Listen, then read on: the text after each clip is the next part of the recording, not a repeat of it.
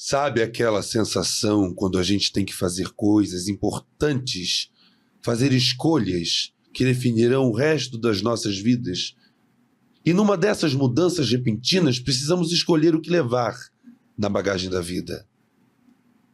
Nessa bagagem, a gente não pode colocar todos os porta-retratos, todos os livros, todas as cartas, todos os cheiros. Geralmente, apenas as memórias que nos permitem transportar essas sorrateiras que se criam instantaneamente das dores. São essas que se plantam nesse momento de desespero e acabam virando por muito tempo nossas únicas memórias, traumas da verdade. Aí nas próximas mudanças, essas memórias criadas serão acessadas com um substrato para novas memórias. A vida, de fato, tornava-se um amontoado de traumas, como se fosse um monte de papéis amarelos refreados por um peso morto. Ainda bem que uma outra vicissitude da vida poderia retirar esse peso, deixando as memórias ruins voarem para longe. Esse é um trecho do livro Amolando o Fio da Alma, de Roberto Muniz Dias, autor que o nosso convidado de hoje gosta muito. E esse é o Entretantos, nosso programa cultural com Lucas Figueiredo e Ana Carolina Rainha, minha parceirinha. Você pode, gente, seguir a gente pelo Instagram, pelo nosso canal oficial do YouTube e diversos streams que estão aqui embaixo, tá bom? Legal. Nosso convidado de hoje é especial. Muito. Né? É um profissional que conhece os bastidores da teledramaturgia como poucos. Construiu uma trajetória plural, pelo cinema, pela publicidade, pela televisão, até se tornar diretor de novelas, passando pelo teatro, que é muito importante falar. Hoje ele é responsável por transformar textos em emoção e personagens em grande sucesso. Então, vamos conhecer essa trajetória tão plural do nosso convidado. Muito Seja bem-vindo, Heber Lavigne. Obrigado, querido. Obrigado pela sua presença aqui, por atender ao nosso convite. Meu Deus, que apresentação linda. Obrigado. Que coisa linda. Se for tudo isso mesmo, acho que tem o futuro, né? Eu acho que sim. Olha, você é o primeiro diretor de TV que a gente está entrevistando. Ah, meu Deus, que responsa. E eu acho que as pessoas têm muita curiosidade a respeito desse universo da televisão. Então é muito legal estar com você aqui. Primeiro porque você é maravilhoso, é um grande profissional, é um cara super gentil, delicado, inteligente, mas eu acho que o público vai tirar, sei lá, muitas curiosidades daqui, né? Exatamente. Vai sanar muitas curiosidades. Então, vou começar perguntando, Heber, como nasceu a sua paixão pela televisão? Porque nós sabemos que com 12 anos de idade você ganhou uma máquina VHS do seu pai e começou a fazer pequenos filmes, né? Vem daí essa paixão? Você já tinha essa paixão? Você já sabia o que queria? Relação com o audiovisual? Eu acho, Rainha, primeiro, mais uma vez, obrigado. Prazer estar aqui com vocês. Adoro o trabalho de vocês e esse programa tem sido muito legal, assim, que a gente tem acompanhado ali nas redes. Então, pessoal, continue vendo aí, porque eles são geniais, tá? Oh, meu Deus, que bom. Mas então, eu acho que vem, Rainha, um pouco antes da câmera VHS, sabe? Eu me lembro na infância, desde que me conheço por gente, assim, eu tá criando dramaturgia em cima dos meus brinquedos. Certo. Isso antes da câmera. Então, assim, tinha lá os hominhos do Comandos em Ação, a Barbie das Primas, por que não? Que eu roubava talvez alguma outra. E aí a gente, né, ainda não tem a gente, porque depois vai chegar meus amigos. Eu brincava meio que criando histórias, imaginando histórias, e eu tinha uma doideira de vontade de explodir tudo. Então eu comprava aquelas bombinhas que tem muito... Eu sou do interior de São Paulo, uma cidade muito pequena chamada Pirajuí, tem aproximadamente 20 mil habitantes e tal. Então tem muito aquelas lojas de fogo, de foguete, de época de São João. Sim. Então eu comprava aquelas bombinhas e tal e meio que fazia as historinhas e em algum momento alguma coisa ia explodir. Então Eu acho meio Vin Diesel. Não chega tanto, mas... Pra ter esse efeito, né? Tinha uma coisa estranha ali, sabe? Tanto que minha mãe falava, você vai perder o dedo algum dia, porque eu ia pegando umas bombas meio fortinhas, assim, sabe? Então, tinha homem que perdia a perna, carrinho que perdia a roda. E na minha cabeça, as historinhas iam acontecendo. Até que chega esse momento que meu pai, que foi uma pessoa, assim, muito especial para mim, acho que nessa construção de identidade profissional, sobretudo, né? Me deu essa câmera de filmar, VHS, que era aquela câmera comum, né, dos anos 90 ali, que a gente filmava os aniversários e tudo. Meu pai, com muita dificuldade, foi lá, comprou e me deu a câmera, mas não pensando que era para eu fazer filminhos e nada. Ele falou, olha, para você filmar os aniversários da família. Porque começou a ter neto, começou a ter sobrinhos e tal, né, crianças mais novas, e eu ali era criança, mas tinha os bebês nascendo. Só mas que eu ia... Ele já notava de alguma maneira Acho que sim. De vontade. Eu acho que eles começaram a notar quando eu... Primeiro, juntei um dinheirinho ali que eu ganhava daqui, ganhava dali, o dinheiro de comprar bala, e eu comecei a comprar placas de isopor, e eu construí uma cidade cenográfica no quintal. Olha! De placas de isopor. Porque com essa câmera eu chamei os amigos, que não eram atores, mas... Eles vinham comigo. Acho que tinha ali algum... Compravam. Tinha algum poder de persuasão ali neles que acabava trazendo todo mundo para cá. E a gente fazia uns filminhos nessa cidade cenográfica, toda feita de isopor, com tinta mal acabada, e era só a porta que abria. No quintal de casa, minha mãe, ela era química, né? Química, assim, meio clandestina, porque ela fazia produtos de limpeza no quintal de casa. Então tinha lá um puxadinho, uma edícula que ela trabalhava, e ali naquele canto que eu montava tudo, do lado das bombas lá de detergente, de sabão, de tudo. Trazia os amigos, criava umas histórias, ensaiava eles, aí comprei o tripézinho também, e aí fazia uma coisa meio a lá Sai de Baixo, que achava o máximo Sai de Baixo, aquele teatro filmado, aquela coisa meio ao vivo. Então eu não tinha, obviamente, um sistema de edição. Então era o gravando, e vai ser assim até o final, um teatro gravado. E acho que começou ali. Então, assim, eu não me entendo, não lembro de me perceber nesse mundo sem estar fazendo o que hoje, graças a Deus, consigo fazer profissionalmente e viver do meu trabalho. Então, eu não tive dúvidas sobre outra área, eu não tive nenhum momento sem pensar nesse ofício. Geralmente é uma angústia para a maioria das pessoas, né? O que é que eu vou fazer? O que é que eu vou ser, né? Mas nunca houve essa incerteza. Nunca houve. E talvez por um período grande da minha adolescência eu não soubesse que eu poderia viver disso. Certo. Até porque no interior, naquela época, né, a gente não tinha redes e internet como hoje.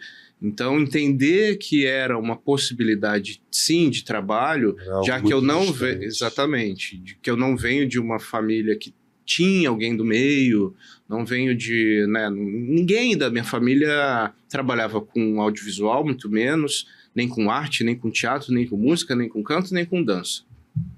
De repente, tá lá o Emer brincando de fazer história com seus amigos no quintal e filmando. Ou seja, até mesmo esse tipo de coisa que você fazia na infância não era nem por ter como exemplo alguma outra pessoa. Não era uma coisa que vontade nasceu própria, né? Não tinha... De você mesmo. Exatamente, eu não tinha uma referência você via próxima. Televisão, via Sai de Baixo, se encantava com aquilo. Exatamente. As minhas referências, assim... Tem uma referência, assim, né? Não tinha uma referência próxima. Mas tinha uma figura maravilhosa lá na minha cidade, que já se foi, que era a Dona Sônia, e ela era dona de uma videolocadora. Muito comum no interior, né, Rainha? E na época das locadoras, você ia lá, alugava fita, e de preferência na sexta-feira, porque aí você só devolvia na segunda. Rebobinada, senão tinha multa. Exatamente. E a Dona Sônia, acho que percebeu que eu gastava muitas horas na locadora dela, olhando todas as capas e lendo frente, verso. Eu sabia todos os filmes que ela tinha de cor, eu acho. A sinopse, a ficha técnica. Tudo. Eu passava tempo livre, ou eu estava fazendo essa brincadeira que eu contei, ou eu estava na locadora. Ai, me tira uma dúvida. Dos filmes da locadora da Dona Sônia, existe algum ator específico, alguma obra específica? Existe. Eu acho que a obra que fez eu entender que talvez eu pudesse trabalhar com o que eu gostava de fazer, que é o Cinema Paradiso. Então, o dia que eu peguei essa fita, na verdade eu não peguei, ela sabiamente, vendo aquele garoto que estava lá o tempo todo lendo não sei o quê, e ela me indicava os filmes, né, também, e um dia ela falou, eu cheguei, ela falou assim, você, esse fim de semana só vai levar um, e você vai assistir mais de uma vez esse filme. Não porque você precisa assistir mais de uma vez, porque eu acho que você vai querer assistir mais de uma vez. Toma, é esse. Coisa. Cinema Paradiso, a história daquele garoto, Sim. né, que vivia no cinema, enfim, tinha toda aquela dificuldade para poder também estar próximo ao cinema. Aí na minha cidade não tinha cinema, tinha um cinema que foi desativado pela Igreja Universal, muito comum. É uma coisa que quase não acontece. Interior do Brasil tem esse... Até aqui mesmo no Rio. Então, fui assistir o Cinema Paradiso, me identifiquei com a história daquele garoto que gostava de cinema, que gostava de ver histórias na tela, retratadas na tela, e que se torna depois um diretor. Falei, nossa, Poxa, seria legal Dona se eu Sônia. pudesse ser ele. Parabéns, né, Dona Maravilha, Sônia? cara. Não, é comovente mesmo. Foi Dona Sônia. Eu me lembro da gente ter recebido aqui a Cristina Pereira, ela se emocionou. A gente pediu um conselho para ela, ela disse assim, olhe para o outro. Exatamente. Tenha atenção ao olhar para o outro. Você pode mudar a vida de uma pessoa se você olhar para ela com generosidade. É isso. Eu me lembro, você me contando isso, já me veio aqui na cabeça. Cristina, maravilhosa. Que bacana, Dona Sônia, ter... Foi. E o que eu mais lembro, assim, lá da locadora da Dona Sônia, esse filme que me marcou muito, assim, que hoje eu levo como uma referência maior, assim, de vida, mas pela memória afetiva que ele me despertou, porque eu devia ter talvez uns 9 para 10 anos naquele momento. Então imagina, primeiro um garoto de 9 anos que se interessa por um filme como Cinema Paradiso, já, e não tá querendo só ver desenho e tal, já é um pouco... Chama atenção, né? Chama atenção. Pro bem e talvez. pro mal, E, então, Dona Sônia, acho que, olha que engraçado, eu nunca falei da Dona Sônia pra ninguém. Olha, Né? outro furo. Primeira outro vez que spoiler. eu falo de Dona Sônia. Muito obrigada. E Dona Sônia, obrigado, Dona Sônia, onde quer que a senhora esteja. Por tudo. Porque a gente romantiza muito essa questão. Eu fui um menino que ouvia Dalva de Oliveira, até brinquei com a Ana nisso. Com 9 anos, o meu tio, que eu sonhei tanto com ele hoje, tanto, a noite inteira, ele só ouvia música em dia de chuva. Porque se não tivesse chovendo, ele estava na horta, ele estava no mar, pescando. Eu sou de Saquarema. Dia de chuva, ele colocava a vitrola. Aí tinha Angela Maria, Dalva de Oliveira. A minha tia já gostava de Jovem Guarda. Eu comecei a ouvir Celi Campelo, Vanderlei, Rosemary e tudo. Vanusa, se tornou a minha cantora preferida. E tudo. Mas agora, é muito bonito isso a gente contando, mas não é fácil ser uma criança assim. Pelo menos para mim não foi. Sim. Eu fui meio marginalizado, né? Pelos meus amigos, eu tive poucos amigos, é difícil você se entender, é difícil que as pessoas te compreendam.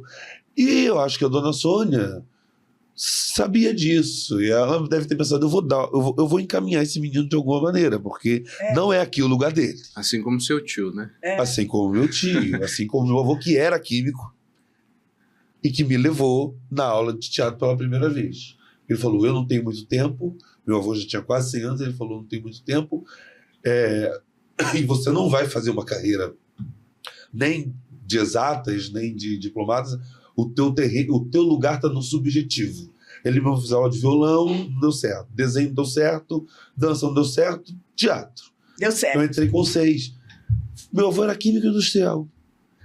Mas ele tinha uma urgência de tirar uma certa dor em Angústia, mim, né? uma angústia em mim. Eu não sou igual a nada daqui. Eu não penso igual a ninguém daqui. E ele devia ser uma pessoa muito sensível. Muito também, sensível, né? como a dona Sônia foi, como seu pai também foi te dar essa máquina VHS, que não deve ter sido à toa. Eu também acho meu pai uma pessoa muito sensível. Não demonstra, Que não. sorte que a gente deu, né? Né, Didi? Não demonstra, não, mas acho que aí no fundo tem uma sensibilidade muito bem apurada. E o professor Paulo Neves?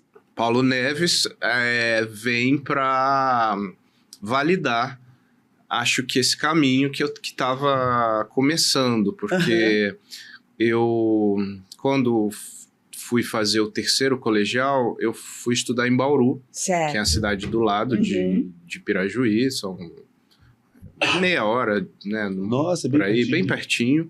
E aí fui estudar, fiz escola pública até o segundo colegial em Pirajuí. E aí no terceiro colegial precisava passar... ensino médio? O final do ensino médio. É antes de você ir para a faculdade. Tá. E eu era muito desatento com tudo nas aulas. Eu sou péssimo em matemática. Agora eu aprendi um pouco, que a gente precisa, né, pagar conta, a gente aprende. Mas até a gente precisar pagar conta... A gente tomar calote, a gente aprende. A gente aprende quando precisa as coisas, né? E eu não era um bom aluno. Eu não era um bom aluno mesmo. Eu tinha um grupinho do fundão que a gente pulava...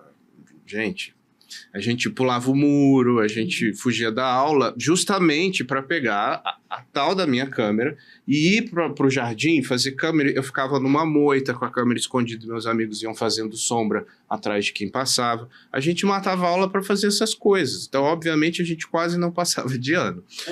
Passei todos os anos, nunca reprovei, porque, volto a falar, quando precisa a gente corre atrás. Mas eu tinha eu estava conectado com outro lugar que não era a escola cartesiana, que o nosso modelo de ensino coloca para os jovens, para os adolescentes, né? Eu acho muito legal os colégios hoje que são mais inclusivos. São muito poucos. Que são muito poucos fato, e são caros. Né? São muito caros. Na maioria das vezes. Isso. Mas a gente tinha que ter, porque assim, no ensino público do Brasil... o máximo que você tem de artes é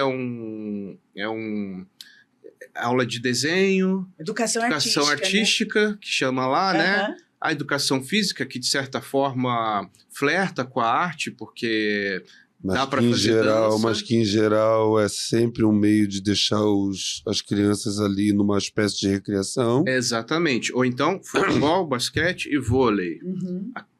Eu tive até a sorte de passar lá na minha cidade, a gente formou um grupo que fazia dança, mas não era uma aula imposta, né? Não era da grade. Certo. Então, para poder me preparar um pouco mais para a faculdade, que até então eu nem sabia se realmente eu ia fazer cinema, se eu ia fazer rádio e TV, que tinha muito na época, se eu ia fazer jornalismo, eu estava meio que entendendo esse universo nosso aqui de audiovisual para onde eu iria.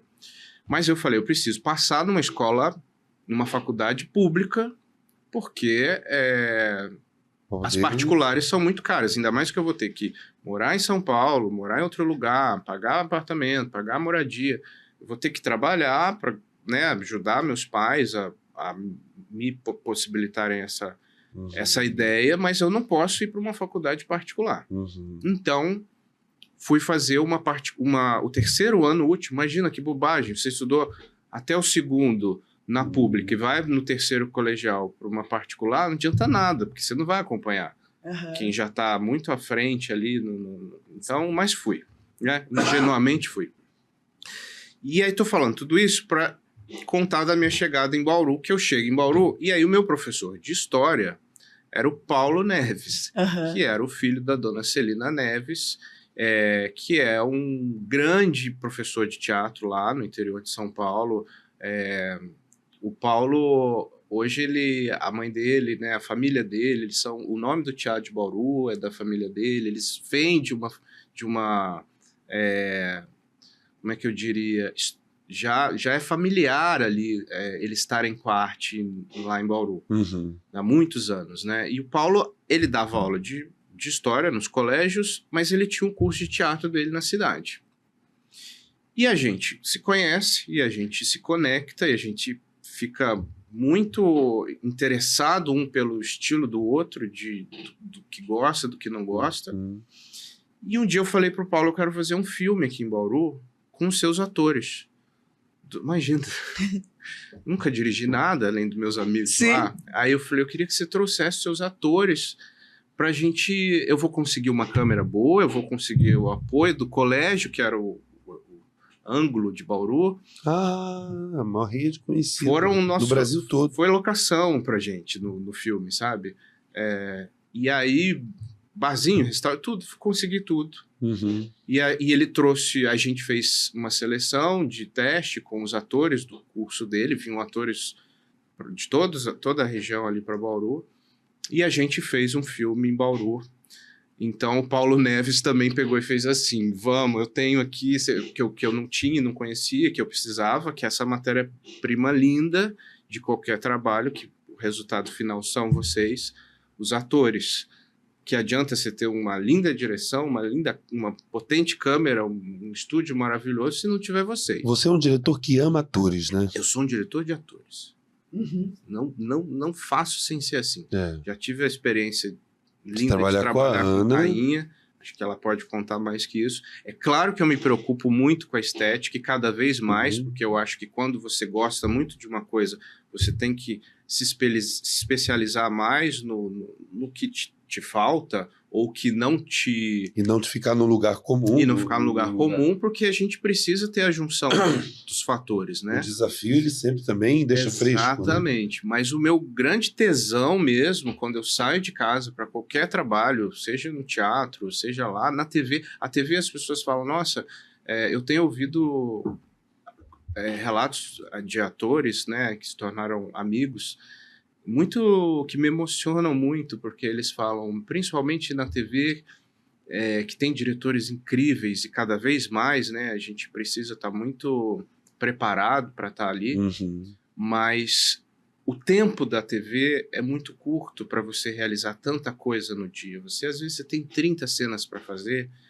e é o processo, né? Ele funciona dessa forma e não tem como ser diferente, porque a gente tem que colocar uma novela no ar todos os dias, de segunda a sábado. É uma escala outra, é um processo outro. Faça chuva ou faça sol, tá com dor de garganta ou não, né?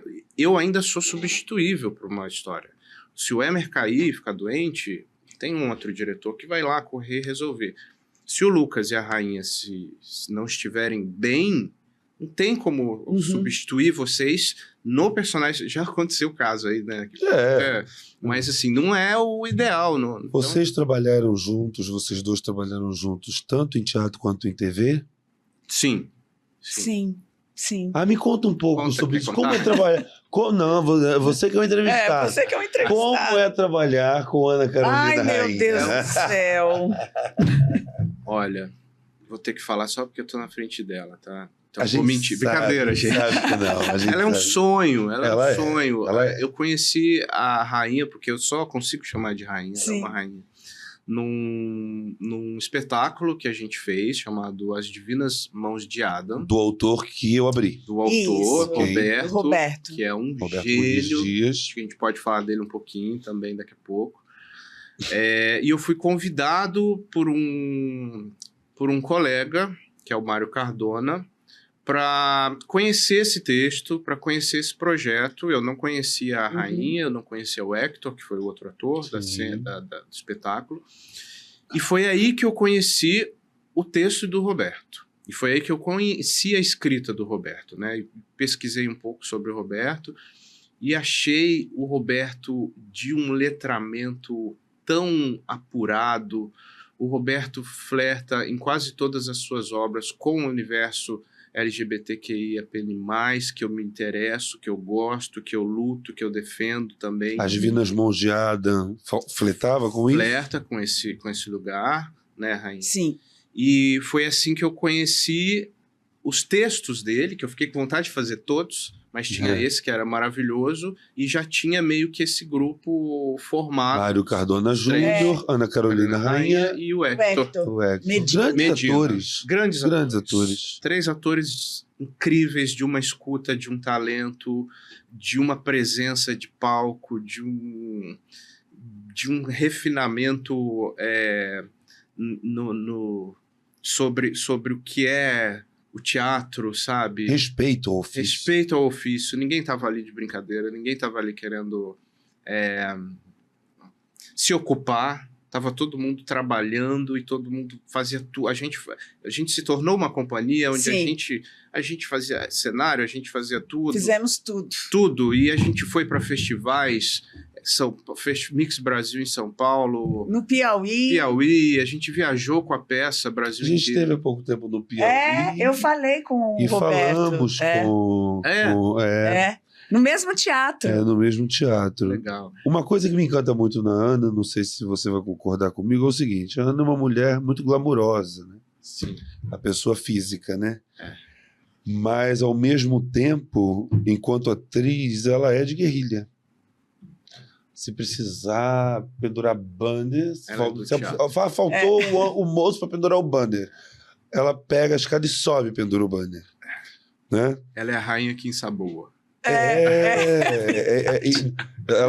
Não há glamour. Ela produz. Não há glamour. Ela faz isso como uma vocação inarredável mesmo, como algo. Veste a camisa, né? Obrigada, gente. Estou feliz. A gente a gente agradece. Eu tive uma experiência, a gente era um grupo pequeno. E a rainha, ela estava à frente de tudo que acontecia. Ela organizava a produção e não sei. Tinha dias que eu falava, meu Deus, ela tá tão sobrecarregada com tanta coisa estrutural que eu falava, na hora da peça, será que ela vai desvincular e vai vir na personagem? E o quê? Ela vinha. E ela vinha. E você estava de fato produzindo a peça ou é porque realmente as coisas não estavam acontecendo? A gente estava produzindo a peça. Você tomava a frente. Você era produtora de fato. Sim. Era um projeto independente, assim. A gente teve alguns patrocínios, mas tudo era muito feito pelas nossas mãos. A peça teve muito êxito. Quando você procura matérias, reportagens a respeito da peça, você percebe que a peça teve muito êxito. E na televisão, qual foi o trabalho de vocês dois juntos? Foi na novela Além do Tempo? Além da Ilusão. Além da Ilusão. Além da Ilusão. Eu estava ainda como assistente de direção. Eu fui assistente de direção quase 10 anos na TV Globo, antes de migrar. De alguém específico ou ia... Trabalhei com vários diretores, Lucas. Trabalhei com Jorge Fernando, Luiz Henrique Rios, Sininha de Paula, Guel Arraes, Paulo Silvestrini. Eu fui assistente de muita gente legal.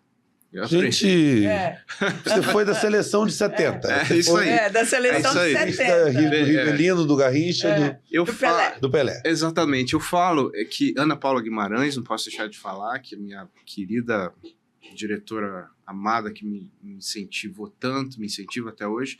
Eu falo que eu tive muita sorte, assim, porque a minha entrada na televisão já foi por vias de Sininha de Paula e Jorge Fernando, que foram os primeiros que eu entrei ali, tendo uma ponte linda feita pelo Diego Moraes e pelo Chu Shen, que foram os que me levaram até lá, né, abriram as portas para eu começar efetivamente a trabalhar com eles. Esse microfone para você. Ou não, pode aproximar assim. Ele aqui? Tá. Então, assim, a minha entrada foi muito despretensiosa, não foi procurada, eu nunca mandei currículo para a empresa. Eu estava no meu cantinho, deixei ele com as coisinhas dele. Ele estava no teatro dele, ele estava fazendo os curta dele que ele juntava. Quando você fazia As Divinas Mãos de Ada, você já trabalhava na TV?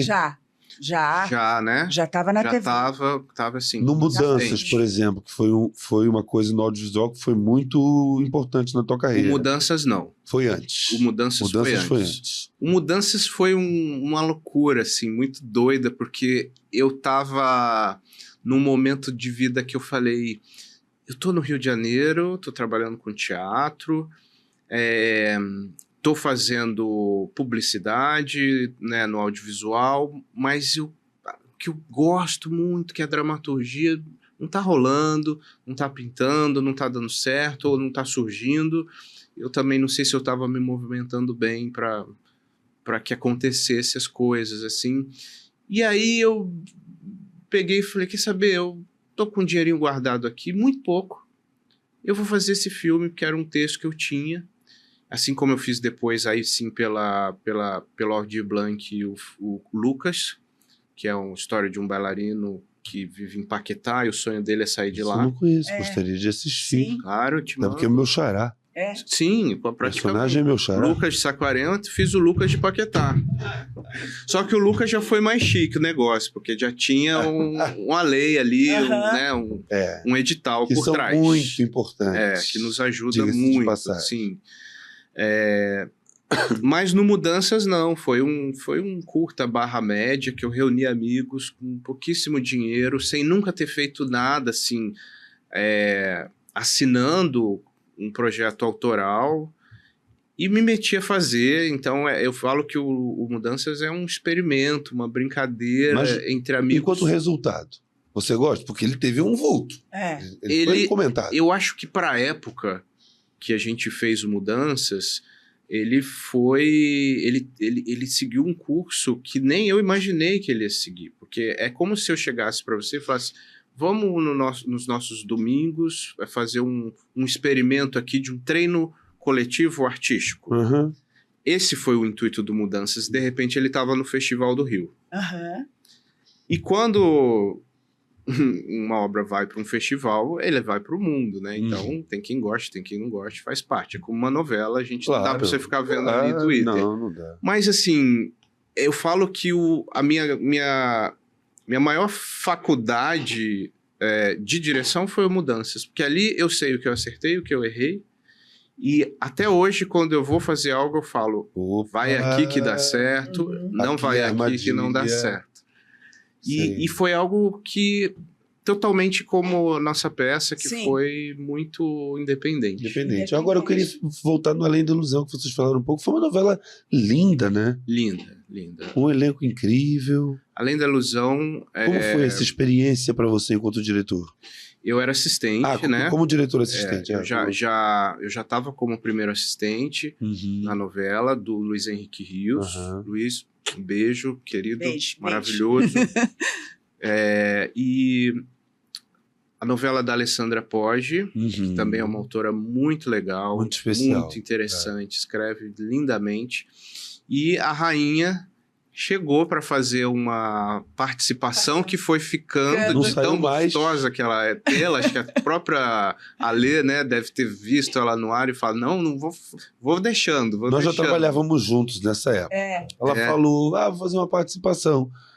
Daqui a pouco, a minha avó, que adora ela, eu chegava, às vezes, eu dou aula de teatro, eu chegava da Barra da Tijuca, olha, hoje eu vi mais uma cena da Ana. Aí no dia seguinte, olha, a Ana continuou, apareceu várias vezes. E até o final da novela, eu falei, Ana, que participação é essa? Foi crescendo, né? Dona Darcy Vargas. Exatamente. Mulher de Getúlio Vargas. Ela não veio fazer uma personagem, ela veio fazer Darcy Vargas. Pensa na responsabilidade, muita responsabilidade, né? E foi lindo, mágico, porque a novela era linda, né? A Darcy, ela fez brilhantemente,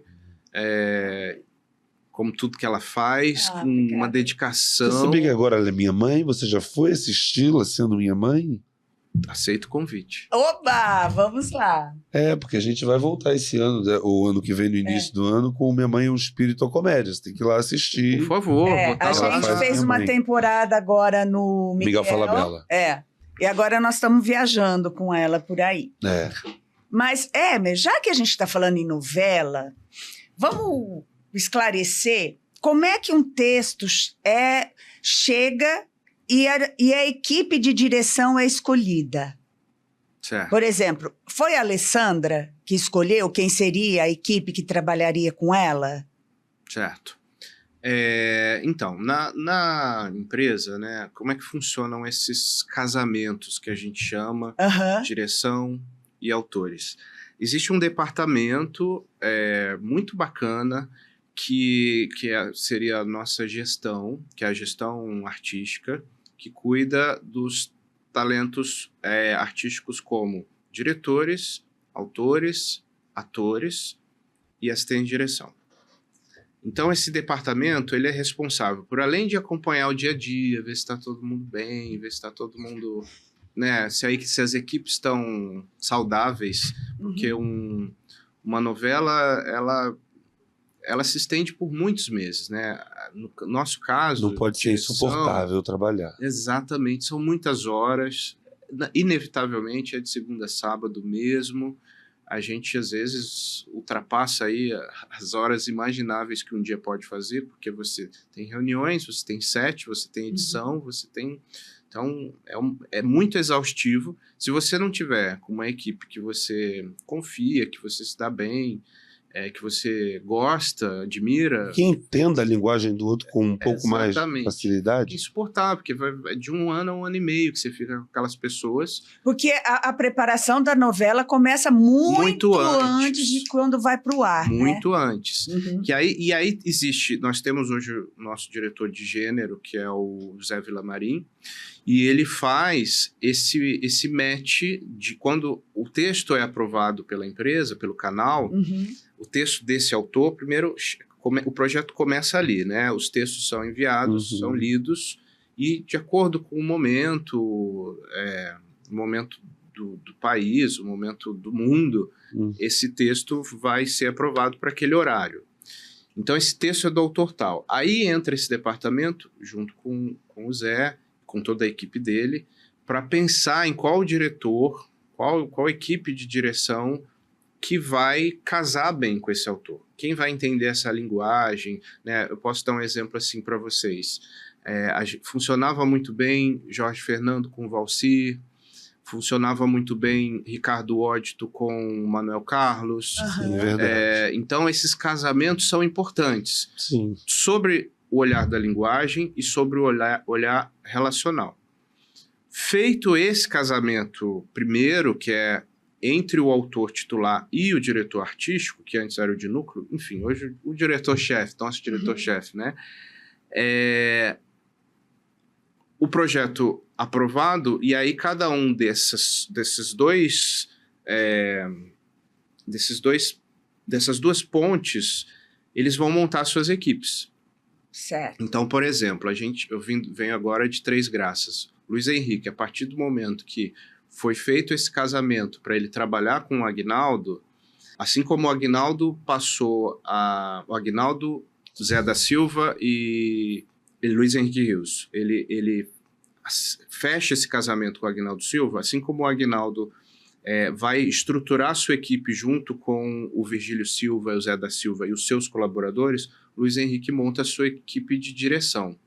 O que é uma equipe de direção? Né? Uma equipe de direção ela é formada, depende o horário da novela, das 6, 7, 9, porque tem uma questão de minutagem, então quanto maior você precisa de mais braços para fazer.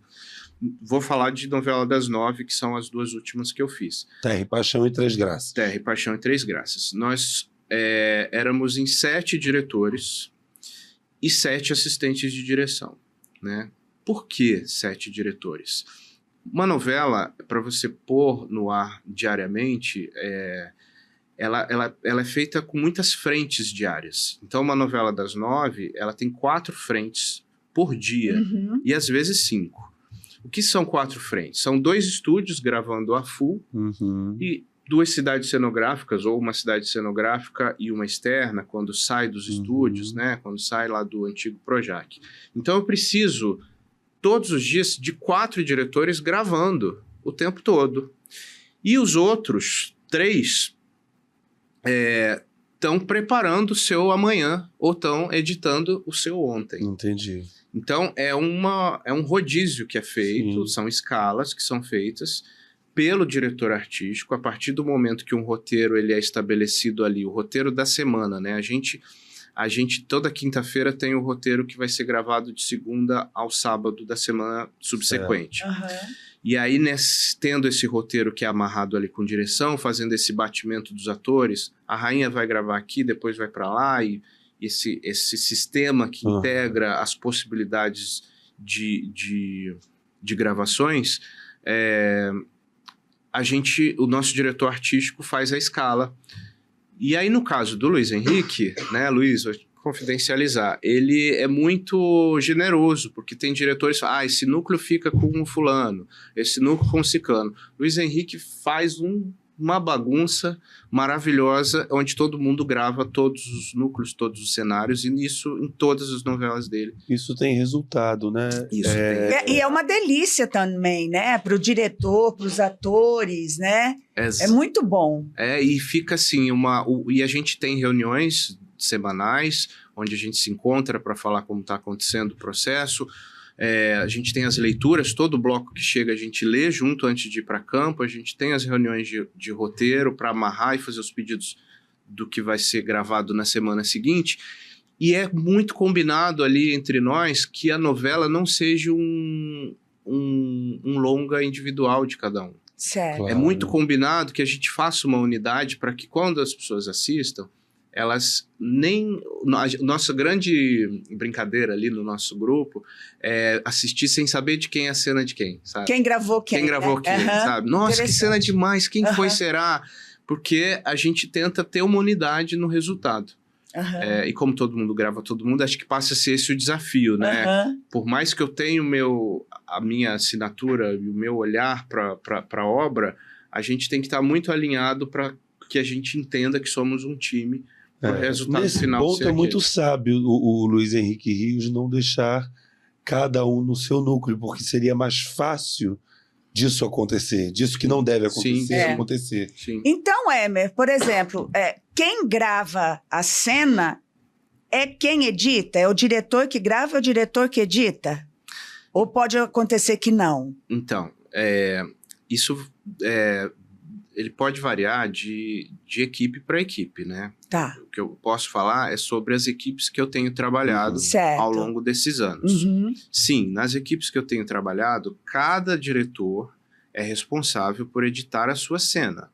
E isso é quase que uma encomenda, assim, sabe? Porque nós temos editores geniais, né? Trabalhando quase que 24 horas num prédio de edição. Para que a coisa consiga ser finalizada. Mas o diretor que estava no set, primeiro que ele sabe a decupagem que ele quer. Sim. Que ele pensou, que ele planejou. Segundo que ele sabe o momento que a atriz e que o ator fez o melhor olhar, a melhor respiração, a melhor fala. Então, é um trabalho de garimpo quando você senta numa ilha de edição, porque você precisa realmente buscar o melhor daquilo. Você não quer pôr uma cena que você não acha que é o melhor que você pode entregar no ar. Então, você vai lá, você garimpa junto com o seu colega editor e vocês chegam num resultado das suas cenas. Certo. E os outros diretores estão fazendo a mesma coisa. Essas cenas que a gente libera, que só são liberadas depois que a gente passa lá, elas sobem para um outro projeto chamado Copião, que é o capítulo, que é o capítulo ainda em baixa. Ele ainda não saiu para 3 caminhos que ele sai. Um é o caminho da sonorização, o outro é o caminho do VFX, que é a antiga computação, né? E o outro é o caminho do Baselight, que é a colorização. Então, esse capítulo, antes de ir para esses 3... É o bruto. É como se fosse o bruto. E esse bruto é o diretor artístico que mexe. Então, às vezes, eu posso mandar uma cena que ficou grande para a minutagem do capítulo, ele pode dar uma enxugadinha nos tempos, se eu já não enxuguei, ou alongar os tempos, ou, se não virou o dia, para o capítulo ter mais ritmo, às vezes uma cena que ficou boa de gancho e estava no meio do bloco, coloca no final como um gancho de capítulo. Essa costura é o diretor artístico. É uma arquitetura, mas assim, né? Muito complexo. Quanto tempo de frente tem que ter para o capítulo ser trabalhado? Antes de ir ao ar? Antes de ir ao ar também, porque esse capítulo que vai para o copião, né, vai passar por outros tratamentos, precisa de um tempo para isso. Quanto tempo de frente o capítulo tem que ter para ir ao ar? O ideal é que, minimamente, uma cena seja gravada com uma semana antes de algo. Mas quase nunca. Mas acontece que as coisas acontecem. Sim. E chove na externa. Exatamente. E às vezes e não tem um aperta. material que precisava para aquela cena, tem que... Exatamente. Pula a cena, né? Exatamente. Por isso que... Parece até que houve uma novela em que o último capítulo foi gravado no dia das Apaixonadas. Acontece muito. Por isso que a gente fala de uma frente em equivalência. O que dá para ir gravando, a gente segue em frente.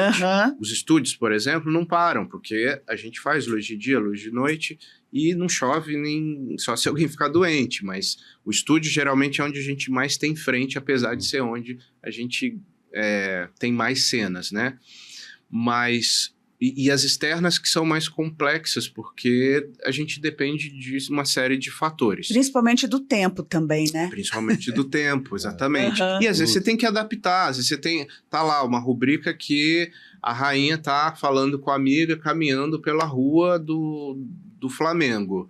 Tá chovendo, então você vai para a cidade cenográfica do Flamengo e você vai fazer num café, debaixo de uma marquise que dê para iluminar, porque também tem isso. Você não pode pôr a equipe técnica em situação de risco, você tem que ligar um refletor, você tem que ligar, né, a estrutura. Coisas podem ser perigosas, não? Exatamente. E quando acontece de você gravar uma cena hoje, que precisa ir pro ar amanhã, sirene vermelha. Essa cena tem que sair direto pra edição, ela passa na frente de todo mundo. Passa na frente de todo mundo. Pra entrar lá nesse buraquinho que tá faltando no copião que já tá quase todo pronto. Antes da Ana fazer a próxima pergunta, eu queria primeiro te parabenizar pelos seus 2 últimos trabalhos, porque Terra e Paixão e Três Graças foram realmente novelas que marcaram muito nos últimos tempos. Assim, nesses últimos 10 anos, eu sinto como espectador, meramente como espectador, eu vou te dizer isso, que houve uma certa dificuldade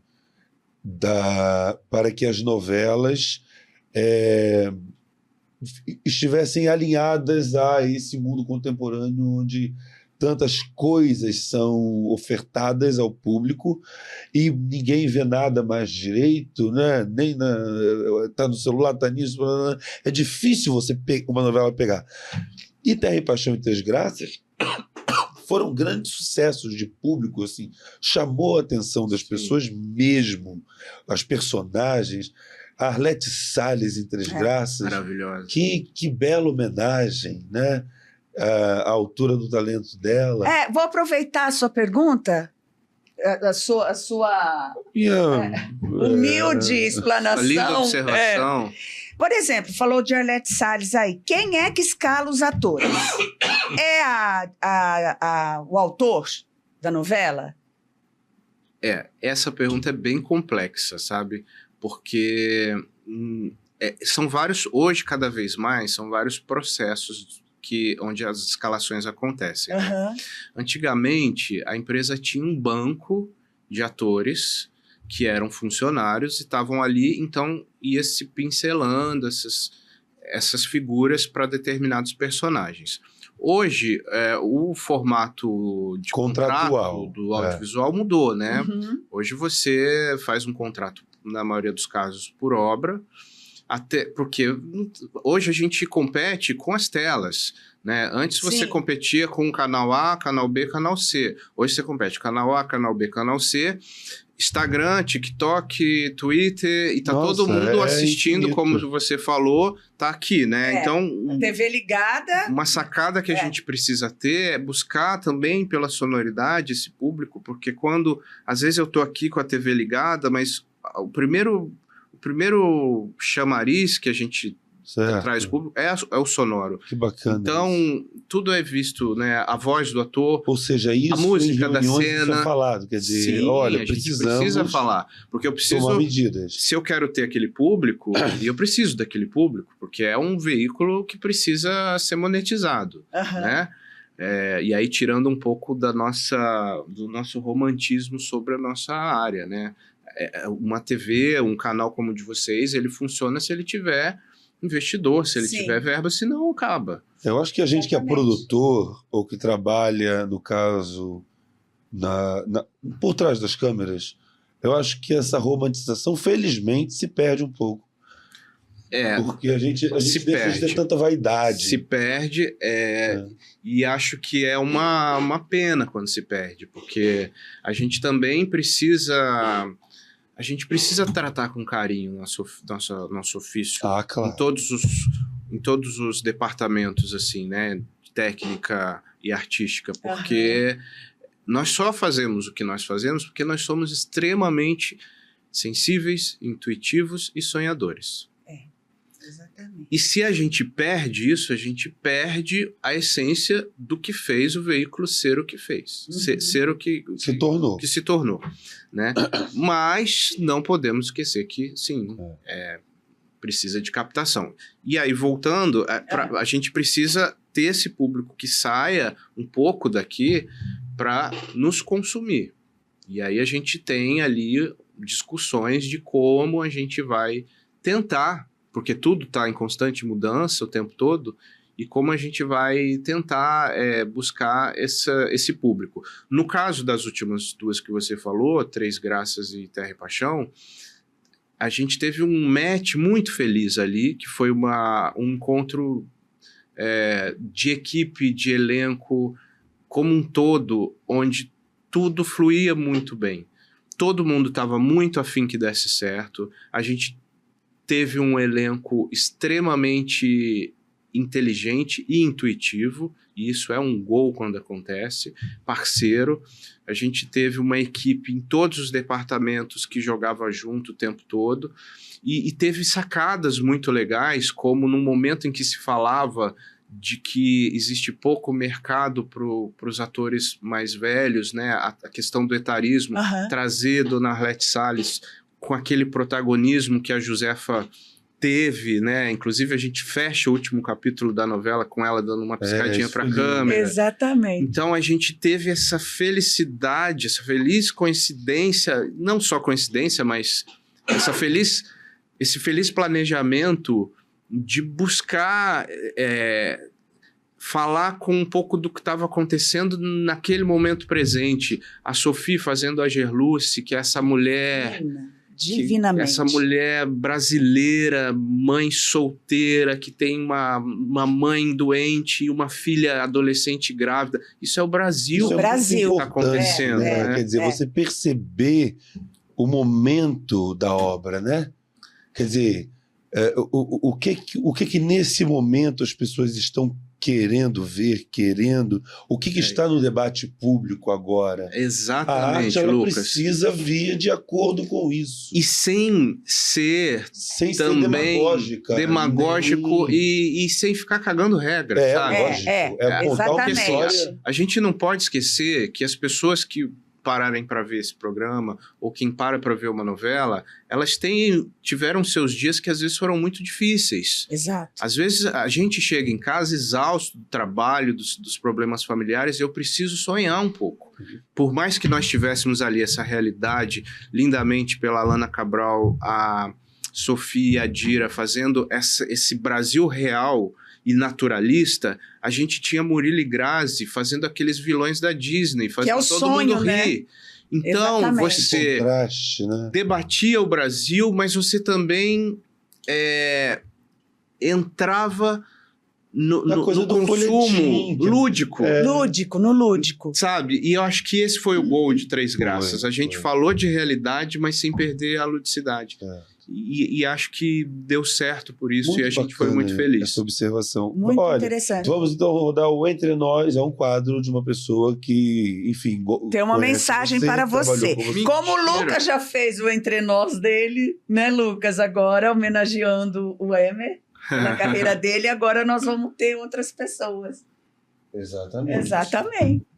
Oi, eu sou Paula Frascari. Estou muito feliz de estar aqui para poder falar desse ser humano incrível, que é o meu grande amigo Emer Lavigne. É um privilégio estar fazendo essa homenagem para ele, estar contando um pouquinho rapidamente da história dele. Me sinto muito feliz de ter ele na minha vida. É um especial, que todo mundo que tá perto sempre foi assim, a vida inteira. Eu conheço o Emer há mais de 18 anos. Desde o primeiro contato, a gente teve aquela energia, aquela sintonia. Eu tinha acabado de fazer o meu primeiro trabalho na Globo, tava, assim, desesperada, né, do que fazer.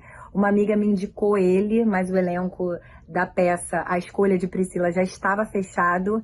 E mesmo assim, ele, na maior generosidade, deixou eu fazer o teste, apostou em mim. Eu passei no teste e a gente ficou anos e anos fazendo esse espetáculo tão lindo. E ele me tirou todos os medos e traumas que eu tinha de fazer um musical. Ele é esse tipo de diretor que aposta na pessoa, que confia na pessoa, que tem uma direção, assim, a mais sensível que eu já vi em toda a minha vida. Hoje em dia ele é muito famoso e super conhecido. E desde lá, de tempos em tempos, eu sempre soube quem ele era, né? Essa pessoa maravilhosa, que agrega, que apresenta todo mundo e gosta de estar junto com os amigos de verdade. O Emer, assim, desde que eu conheço ele, todo mundo quer estar perto dele. Todo mundo quer ficar com ele porque é muito bom estar perto dele. Um brilho, uma inteligência. Na direção, pra mim, ele é o melhor diretor e sempre foi o melhor diretor. Ele dá a alma dele em cada cena.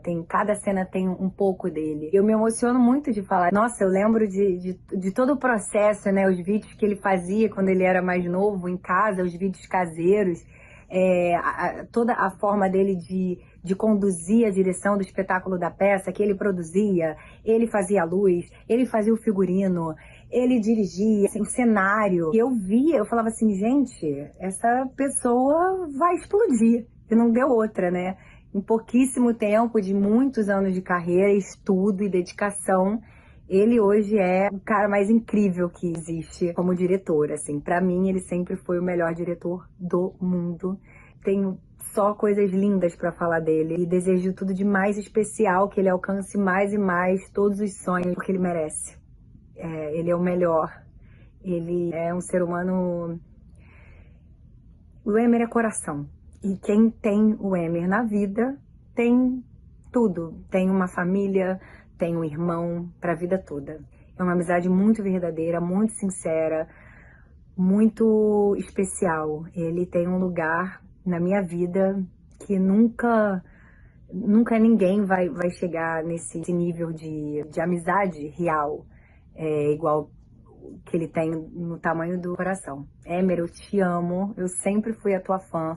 Obrigada por tudo e obrigada por ser essa pessoa, esse ser humano maravilhoso, que a gente tem o prazer de estar perto, e que todo mundo quer estar perto, e todo mundo quer ouvir, e quer pegar um pouco daquela energia, porque ele brilha, e ele é luz, essa força, essa sensibilidade, essa inteligência, e esse amor. O Emer é amor, é coração. Eu te amo, irmão. Sucesso sempre. Paulinha, muito obrigada.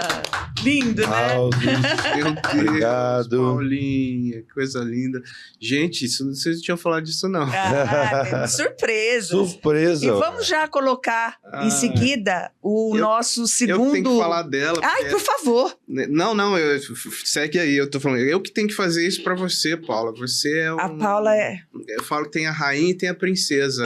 São as duas atrizes bom, que eu sou apaixonado e que já fizeram coisas muito especiais comigo fora da TV também. Então, meu Deus. Obrigado, te amo. Teve Muito uma outra obrigada. pessoa que mandou uma mensagem pra você também. Roda lá, entre nós. Ai. Trabalhou contigo recentemente.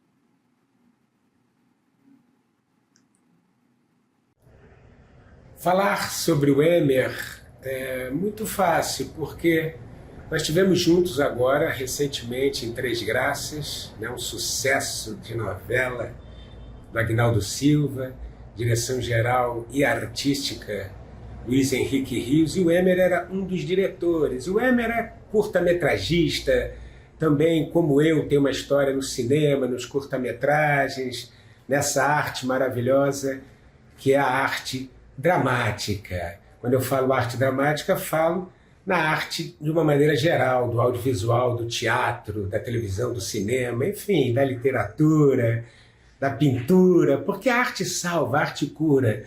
Então o Emer, com certeza, é mais um desses artistas que não somente sobrevivem, mas que também usam a arte como ferramenta revolucionária de modificação social e de cura. Parabéns, Emer. Ah, que lindo. Querido. Grande ator. Muito grande. obrigada. Arrasou, né? Arrasou em Genial, desgraça. genial. Tive a Genial. sorte de poder trabalhar com o André, que é um ator também muito atento, muito preparado e muito intuitivo. O André, ele sabe tudo o que está acontecendo no set, sabe? É impressionante, assim, ele sabe o texto dele, o do colega, ele sabe o que está acontecendo naquele capítulo, independente se a cena dele está solta no meio de outras histórias. Ele é muito interessante poder trabalhar com ele. Teve algum momento marcante, assim, que você viveu como diretor, que você poderia citar? Um momento muito emocionante, assim, algo... Uma cena que tenha te marcado. uma cena que tenha te marcado profundamente. Várias. É difícil pedir uma, né? Mas assim, os que vieram... Primeiro foi uma participação lá em Além da Ilusão. Eu estava como assistente de direção ainda, mas estava ali tocando set, nesse bate-bola com o Luiz Henrique, que eu trabalhei muitos anos. E veio uma participação do seu Lima Duarte. meu sim. Deus. E aí eu fiquei meio que encarregado de preparar o Lima para a cena. Então eu fiquei ali batendo texto com ele, meio que contando como que seria a participação. De certa forma, acho que eu dirigi também. E de repente você tá com o senhorzinho Malta ali. Pois é. E Eu tava lembrando ele te disso. olhando com quase 90 anos, sei lá, e garoto, o que você quer que eu faça, sabe? E outra parecida com essa foi com a maravilhosa Rosi Campos, e eu amava o Castelo Rá-Tim-Bum. Sim. Era Morgana. ela era Bruxa Morgana. E eu vi Bruxa Morgana a minha infância inteira, né? Enfim. E de repente tô eu num set com Rosi Campos, que chega, né, extremamente gentil, como ela é, e muito respeitosa. E como é que você quer que eu faça essa cena? Eu falei, a Bruxa Morgana não pode estar falando isso pra mim. Eu não tenho estrutura pra ficar... Então, acho que esses dois... Muito gratificante quando essas coisas acontecem, né? Foi. Eu não costumo ficar muito mexido, porque eu acho que somos todos colegas ali, então, independente... Mas sim, acho que o Lima e a Rosi me situaram um pouquinho de... Que privilégio. Você falou senhorzinho Malta, você chegou a assistir Rock Santeiro? Você teve idade pra isso ou você viu depois? Imagina. Porque eu vi depois, 5 vezes, 6 vezes, sei lá. Pra mim é a melhor novela do mundo. Você viu ainda... Eu não sei tua idade, mas eu faço daqui menos de um mês 42 anos. Então já tem... Meu Você Deus, sabe mas que não parece mesmo. eu estava gravando uma vez Paraisópolis e eu... Era uma reunião. I Love Paraisópolis. E era uma cena de mesa, de reunião. E o seu Lima sentou do meu lado, o Lima Duarte. E era meu aniversário. Era meu aniversário. Gente, nós gravamos, eu acho que 3, 4 vezes, uma cena ele beijando minha mão. Falei, não tem presente melhor de aniversário do que isso, ganhar 4 beijos na mão. Fez parte, né, do nosso imaginário, né? Senhorzinho Malta. Savala também. Quando eu fui trabalhar com a Savala, e hoje minha amiga pessoal, que eu amo. Poxa, grande atriz. Grande atriz, e eu falava, meu Deus, eu tô com Savala aqui, e trocando, e numa troca muito gostosa, potente, criativa. Né? Eu acho que esses grandes atores ali, quanto mais veteranos eles são, mais generosos eles são. É verdade. A experiência hoje a gente fala muito sobre isso. 15 anos com TV. E você citou uma parceria que deu muito certo, que foi Valci Carrasco com Jorge Fernando. A Savala fez muita coisa dele. Muita coisa. Foi aí que a gente trabalhou junto também, embora a gente tenha feito uma novela da Cláudia Souto, que era Pega Pega, que ela era também, tinha uma personagem lá. Mas a Savala fez personagens muito marcantes. Maravilhosos. Dentro dessa parceria, Valcíria. Ela... Olha, somos fãs, tá? Queremos você aqui, Elizabeth Queremos Savala. sim. Por favor, vem aqui. Ela vem, que ela é das nossas. Ai, né? que ótimo. Savalinha, Então o você vai convite tá amar feito. estar aqui com eles. Ela Será também é um prazer. uma atriz de teatro que se produz e Sim. também da guerrilha. É da nossa uma- enfermaria. Exatamente, é uma diva, gente como a gente. Ai, que delícia. Então vamos ao nosso terceiro Entre Nós, por favor. E mais, Nossa, Tem que mais. beleza. Deus do céu. Vai dar lá.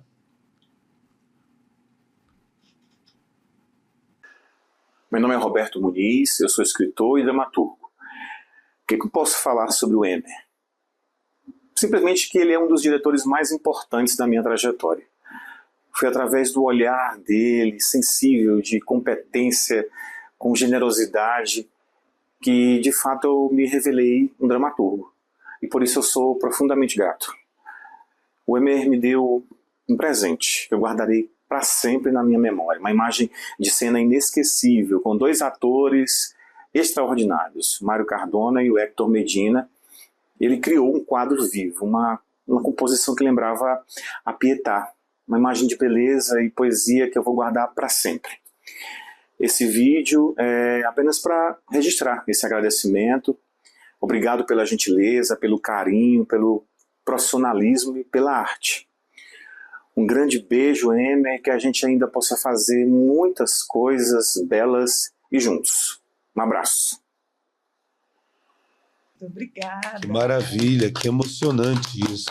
Paremos, Tão Roberto. bonito, né? Quando o teu ídolo vira fã teu também, né? É. Nossa, eu tô aqui atravessado, porque eu sou muito fã do Roberto, desde quando eu Sim. conheci ele nesse nosso projeto. Olha, me Faltam me palavras. largou agora, Roberto, porque você me deu um presente, porque ter tido a possibilidade de estar com Mário, Rainha e Hector lá nas Monjadas, num texto lindo dele, é um texto muito sensível, e eu tinha muitas dúvidas se eu ia conseguir fazer, junto com eles, ficar interessante, né, em termos de direção, porque tinha um texto que eu achava genial, tinham 3 atores muito, muito bons para aquele projeto, era um casamento lindo, e eu falava, o que eu faço aqui no meio desse povo bom? E quando deu certo, né, e quando a gente ficou feliz com o resultado, e quando eu vi o autor feliz, porque não adianta, o diretor só vai dormir feliz se seu ator tá feliz e seu autor tá feliz. Não adianta, pode dar audiência, pode ter público, não adianta. Tem que estar com esses rostinhos felizes. E quando eu vi que o Roberto gostou e ficou feliz com a montagem, com a concepção, com a forma que a gente, né, conduziu tudo, deu um alívio, porque eu falei, esse cara que pensou cada palavra difícil, inimaginável desse texto tão bom, gostou da imagem que eu ajudei a criar junto com todos. E aí eu fiquei tão feliz e agradecido a ele, a eles, a oportunidade que aconteceu ali naquele momento. Roberto, vamos sim fazer muita coisa junto. É Se o que a Deus gente quiser. falou, né? Transformar textos em emoção. É isso. Você está vendo como estava certa a nossa abertura? É verdade. É verdade. E eu tenho também aqui um quadro que é o Entre Vozes. Uma pessoa quer te fazer uma pergunta.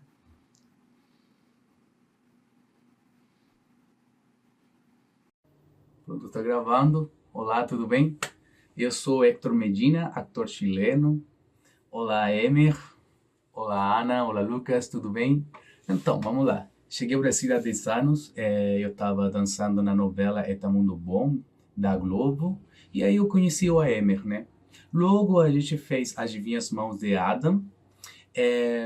Depois você virou diretor, né, de Três Graças, a novela da Globo. E agora tem uma pergunta, né? Mas vamos para lá. Essa pergunta que eu tenho, o que você acha das novelas verticais? Fala pra gente. Até logo. Nossa, obrigada. Obrigado. Obrigado, Ele é um Hector. lindo, né? É. O que você acha das novelas verticais? Será que o pessoal sabe o que é novela vertical aí? Que tá... Ah, Novela acho vertical que é aquela sabe, que você sim. vê pelo celular, é isso? É. São capítulos pequenos Exatamente, e você vai... exatamente. A novela vertical é uma novela de curta duração, cada episódio tem um minuto e meio no máximo, e é um formato para você ver de forma mais instantânea. Uhum. Porque a gente nota, né, que todo mundo gosta de dramaturgia, mas muita gente se afastou um pouco do veículo de dramaturgia longa, né? O que a gente está falando de veículo de dramaturgia longa? Filmes, séries e novelas, né? Uhum. Você, para acompanhar uma série, você precisa ver uma temporada, 2 temporadas de episódios de 50, 60 minutos. Uma novela, você tem ali um capítulo de 30, 40 ou 50 minutos, dependendo ao longo de meses para acompanhar. E um filme, você precisa ficar ali 2 horas assistindo. E nós entendemos, né? O mundo entendeu que existe um público que não tem mais paciência para essa minutagem que é o formato que todos nós estávamos existe. acostumados. E aí surge a novelinha vertical, como está sendo chamada. E é diário, quer dizer, se 1 minuto e pouquinho é diário Não, como uma é novela? sequencial. Cada capítulo. Cada você vê 1 minuto, passa o próximo.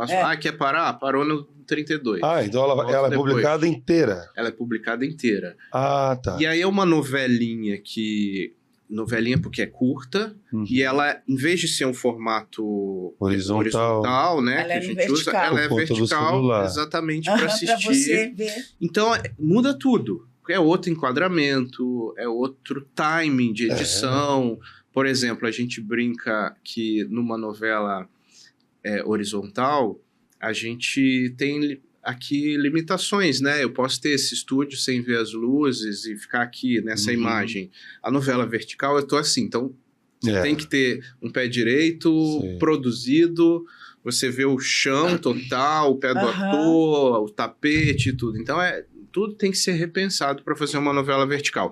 Sobretudo, eu acho que uma coisa que a gente ainda não está tendo muito que é um preparo para os atores para esse veículo.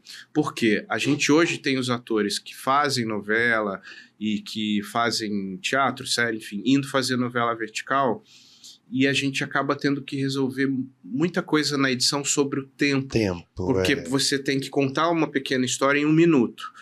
E, naturalmente, o ator precisa respirar, o ator precisa dar o tom e tudo mais. E não que isso tenha que ser acelerado, mas são outros caminhos que a gente precisa descobrir, acessar e trazer do ator para que a novelinha não fique tão picotada ou dependente de tantos recursos de edição. Uhum. Então, assim, até uma dica aí, gente. Eu acho que passou da hora da gente ter um curso de ator para novelas verticais. Porque elas chegaram para ficar, elas vão ficar, elas vão crescer cada vez mais. A gente tem muitos projetos já encaminhados dentro da TV Globo para novelas verticais para esse ano, para o ano que vem. A gente está com uma série de produtoras que estão surgindo para fazer novelas verticais, porque o consumo está sendo muito alto. Então, a gente começou exportando e pegando novelas verticais de outros países, como tem uns aplicativos que você paga ali e consome. E agora a gente começou a fazer. Brasil todo, e a gente está fazendo muito bem. A gente está fazendo muito bem, a gente está fazendo com emoção, a gente está fazendo com potência, e só que a gente ainda está muito refém dos recursos de edição. Mas eu vou te fazer uma pergunta, pode ser até um pouco invasiva ou indelicada. Depois a gente corta, se você não quiser responder. Claro. Vem para ficar porque existe o consumo. Mas assim, é mais uma crença real na qualidade de um novo formato, ou é um tipo de resignação ao mundo que se tem hoje? Lucas, Tipo, a gente não tem como brigar com isso, então vamos fazer dessa forma. eu acho que é válido todo novo formato que ele vem para ficar de alguma forma, onde ele vai dar mais trabalho para todos que são das artes. Assim como um dia surgiu a TV e até então só tinha o cinema, e todo mundo falou, meu Deus, será que veio? Essa acabar tua o rádio, pergunta, vai vai acabar o rádio. Cinema. Exatamente. Os veículos, eles se transformam. E não necessariamente eles terminam. Eles né? coexistem. A radionovela praticamente se extinguiu, mas a gente ganhou com as novelas, com as telenovelas, depois chegaram as séries, e o cinema ficou bem incomodado com isso, porque até então a gente tinha rádio e cinema, né? E aí, ali nos anos 40, 50, chega a televisão e todo mundo com esse mesmo questionamento. Mas será que é uma moda? Ou será que vai atrapalhar? Não sabemos. O que vai acontecer com o futuro do audiovisual não tem como prever. O que eu acho que é válido é a gente abraçar todas as possibilidades de inovação e a gente ir com o nosso grupo. Uhum. O nosso grupo que faz teatro, que faz novela, que faz cinema, que faz rádio, a gente tem que abraçar a inovação. Uhum. Né? Tanto que teve um dia que surgiu câmera digital, não correram atrás e muitas empresas que só revelavam filme faliram, porque eles ficaram presos ao passado, né? Ou ao presente que se tornou passado. Eu acho que a gente tem que sim, que o tempo todo olhar para frente. E as linguagens, elas coexistem, nenhuma substitui a outra. Exatamente. A gente teve uma experiência agora em Três Graças de fazer a novelinha da novela. A gente teve um casal que era a Lorena e a Juquinha, que era um casal lésbico da novela, Sim. que estava dando muito certo. E aí surgiu a ideia de fazer a novelinha vertical, que era a Louquinha. Olha. Da Lorena e da Juquinha. E aí um de nós, que foi a Naína de Paula, beijo Naína, maravilhosa, uma diretora incrível, ficou à frente dessa novela dentro da novela. Dessa novelinha que foi publicada no Instagram da TV Globo. Então ela fez ali, se eu não me engano agora, acho que 40 episódios, 80 episódios, uma coisa assim. E foi um estouro. A novelinha da Louquinha, do casal das meninas, ela foi recorde de audiência em mais de 20 países, assim. Provavelmente até por um público que não assistia Três Graças, de outra Exatamente. idade, de outra geração. E aí, como você falou, elas coexistem. Às vezes você traz um público das telas para o canal, você leva um público do canal para a tela, que talvez não tenha esse hábito. Então, é um ecossistema mesmo que ele pode funcionar Vai integrado. Se retroalimentando. E é bom para todo mundo, porque, por exemplo, a gente tinha um elenco da novela e, de repente, tinha um segundo elenco e uma segunda equipe da novelinha. Então, as duas personagens da novela gravavam novela e novelinha. Só que aqui surgiram mais uma gama de personagens ali. Então, foi mais emprego, foi mais possibilidade e a gente experimentando esse veículo que é novo, mas já está tão posto que a gente tem que se reciclar e ser curioso. Eu acho que ser curioso na nossa profissão é fundamental, porque assim... Nossa matéria-prima é humana, é a humanidade. Exatamente. Né? A gente só consegue tocar as pessoas com o que a gente produz quando a gente quer descobrir coisas. Porque a gente descobre e a gente reverbera as nossas descobertas. Né? Então, tudo é válido, eu acho. Vamos colocar as fotos que a gente separou para o MV? Tem umas fotos. E agora vai ser aqui. É aqui, ó. Ai, Emer! O Emerzinho! Gente, que fofinho! Acho que ele estava falando ação. Ação? Pode ir passando, tá, Peixe? Aí, ó! Olha aí! Nós no Piauí, né? Esse momento foi, né, Rainha? Foi muito potente para nós, porque foi quando aconteceu aquele absurdo da história da Marielle, e nós estávamos prestes a entrar em cartaz para uma plateia grande lá em Teresina, que a gente foi, Teresina, né? 4 de setembro. 4 de setembro. 4 de setembro, exatamente. E aí a gente estava muito indignado com o que tinha acabado de acontecer, a gente imprimiu lá na secretaria do teatro, numa impressora preto e branco, uma foto dela e postou na rede, nas nossas redes, na rede da peça, para dizer, a gente tá junto e a gente não acha que o que tá acontecendo É uma pode coisa ficar normal. impune. E Sim. pode ficar impune. Então foi um grito Mas nosso então, ali. só pra gente entender aqui, nós temos o autor da peça, O Roberto, Roberto Muniz, Muniz, o Hector o Hector Medina Medina, Ana Carolina Rainha, Mário Cardona Júnior e Emer. e Emer Lavigne. Ok. exatamente. Ok. Ah, essa foto eu achei genial. Achei genial. Gente, Porque eles eram os vilões, né? prenderam todo Da mundo. novela. Prendeu, acho que a equipe toda. Foi. Isso foi já, acho que no final, Aham. aqui, de Etamundo Bom, da primeira versão, que era a novela Outro sucesso. do Valci, com direção artística do Jorge Fernando, e a gente estava fazendo a prisão de algum deles, ou chegando para a prisão, alguma coisa, e a gente reuniu a equipe que estava ali, parte né, da equipe, que tem muito mais gente que isso, e aí acho que até foi a Flavinha que deu essa ideia e falou, a gente quer prender vocês, vamos fazer uma foto, e a gente fez. Ficou muito Esse é um legal. dos últimos trabalhos do Jorge, né? Então, Não, depois teve Verão 90, Ah, verdade. tiveram outras, sim. E aquele, só voltando ali, se der, aquele é o Diego Moraes, querido, meu padrinho também.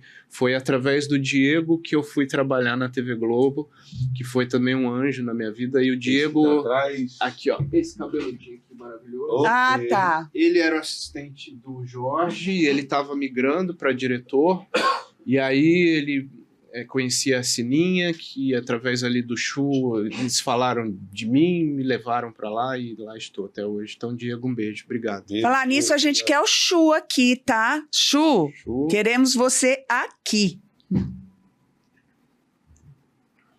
Aí, ó. Olha que delícia. beleza. Gente, que foto! Então, Isso aí é pra emoldurar. então, esse é daqueles momentos que você fala, eu vivi. Obrigado, eu venci na vivi. vida. Maurão, né? Nossa, Flávio seu Ari, Migliaccio, Flavinho. Ari Fontoura, Elizabeth Savala. Isso também, Itamundo Bom tinha a Fazenda Dom Pedro, e esse era o núcleo da Fazenda Sim. Dom Pedro. Então imagina como eram as nossas tardes, né? Isso já tem, sei lá, mais de 10 anos. Esse ator maravilhoso. E o Anderson de Rize E o também, Anderson de incrível. Rize. Que Anderson. incrível, que incrível. Excelente ator. Fagundão. Fagundão, essa aí é... Novela das 6, não foi? Não, essa aí é a novela Bom Sucesso. Bom Sucesso, com a que ele Grazi. com a Nossa, Grazi. que novela Realmente. boa. Que novela Com a boa. Grazi, maravilhosa. Grazi, te amo, tô com saudade. Que Eu novela. estava como assistente de direção da Catu, que é a Ana Paula Guimarães, que é uma diretora talentosíssima, uma referência para mim, né? Acho que também é uma pessoa que vocês iriam adorar conversar. Ah, aqui. vamos conversar, com Nossa, Fazer certeza. essa ponte. E aí era um set aqui no aterro do Flamengo, que o Fagundes saía doido pelas ruas com cadeira de roda e era quase atropelado por um ônibus, era um set difícil.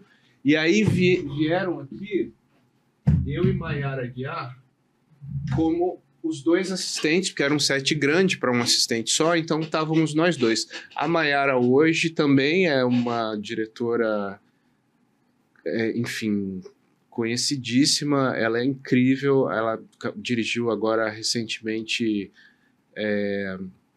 a novela Garota do Momento. Uhum. Maiara tem uma sensibilidade, um olhar lindo, e nós éramos assistentes juntos e Nossa, migramos Angela Vieira, meio que né? na mesma época. Uma novela que falava muito de livros, né? Sim, sim. Ai, tem a foto do que você comentou com a gente, Foi, você foi. ensaiando exatamente. o Lima Uma Duarte. Seu época Lima. pandêmica ainda, né? Foi, a gente Sim. estava saindo, voltando Que da pandemia. dificuldade, né? Foi ali um desafio para Nossa conseguir Senhora. poder trabalhar, né? Olha, com as musas. Maravilhosas. Isso é agora em 3 graus. Recente, Graças. Isso foi um dos meus primeiros sets na novela. A gente ainda estava descobrindo tudo, descobrindo os caminhos. E era uma cena que a Grazi saía da casa, encontrava com a Gerluce, que estava... E aí era a diferença dos mundos, né? A Armida saindo, indo para o motorista, e a Gerluce saindo pelo portãozinho do lado para ir pegar o ônibus. E foi uma cena que entrou na chamada depois, eu fiquei super feliz. E a gente, esse era o clima, assim, a gente realmente se divertia. Dá pra notar que realmente o clima era de alto astral mesmo, né? Ah, olha lá, sua mãe. Eu conheci, eu tive o prazer de conhecê-la em São Ela é o Paulo. amor da minha vida, minha alma gêmea, sem dúvida nenhuma. Qual o nome dela? Josefa. Não acredito. Pois é, joguei no ar. Dona Josefa mas é a escuta, própria. Você que sugeriu para Alex Não. Salles? Não? Isso foi uma linda coincidência. Que coisa, Quando eu li o nome da Josefa, que é coisa linda, cara. no texto, eu falei, caramba, é o nome da minha mãe. E quando começamos a gravar ali num dos primeiros dias que eu gravei com a Arlete, eu falei para ela que o nome da minha mãe era o nome da personagem dela. Aham. E ela falou, e eu aceitei fazer esse papel porque é o nome da minha avó. Ai, que lindo! Exatamente. Aí a gente já teve uma sintonia por causa de Josefa. De Josefas. Que loucura, que maravilha. Ah, Nossa. o Emer. Isso é lá em Pirajuí, na casa da minha mãe. Olha lá, Que o bicicleta Corcel. toda corcel azul. Corcel azul. montada. Olha o caiaque lá, que a gente andava no riacho, Aham. ali pendurado atrás. E eu lá, tudo tentando ser estiloso na minha bike. Isso Nossa. devia ser alguma coisa de jogo do Brasil também, porque ela tava toda Toda decorada. enfeitada, né? Peraí que tem mais uma. Ah, Ah, que foto Eita, linda. Salve, salve. axé, Jorgito. Foi muito importante para você, né? Jorge, sim. É muito importante. O Jorge era né? Não era, porque nunca deixara de Aham. ser, né? Um mago do nosso ofício. Ele é a pessoa mais de um pensamento rápido, de uma intuição como eu nunca vi. Eu nunca De vi fera, assim, mesmo, sabe? assim, é. Eu lembro de quando... Falei isso outro dia. Quando eu comecei a trabalhar com o Jorge, era muito difícil para mim. Primeiro porque eu estava chegando nesse universo que ele já estava há muitos anos. Segundo porque ele tinha excelentes assistentes de direção, que entrei no lugar. E eu falava, meu Deus, como é que eu vou, né, conseguir lidar com ele? E ele, além de ser um super diretor, ele era um super ator. Sim. Conhecidíssimo e muito querido por todo mundo. Quando a gente saía para gravar externa, por exemplo, eu nunca esqueço, teve uma novela, acho que foi Verão 90, que tinha uma cena com 300 crianças figurantes ali na Lagoa, que era com a Cláudia Raia, um caos, um caos, e eu tendo que dar conta daquele set enlouquecedor. Era em frente onde era o antigo Teatro Fênix. Sim.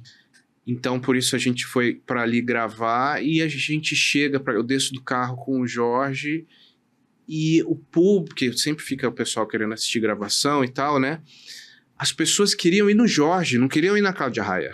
Uhum. Não importava quem tava... Do lado dele. Exatamente. Ele tinha um Ele estava magnetismo dirigindo, ele não estava atuando. Aham. E tinha os atores da cena, conhecidíssimos, como a própria Cláudia, imagina, uma Acima de maravilhosa, qualquer- né? lógico.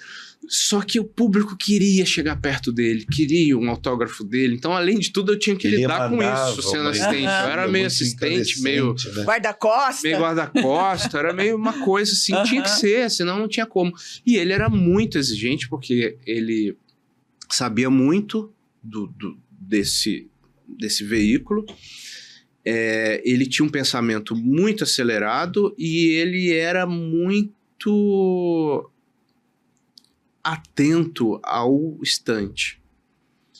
Então, isso é uma coisa que eu aprendi muito com ele, porque num set, às vezes, você pode ir todo estudadinho, todo planejadinho, mas de repente chegar lá, você vai ter que fazer o oposto que você pensou em casa. Que bom que você pensou em casa, que se der pra você fazer, ótimo, seu dia vai ser muito mais tranquilo.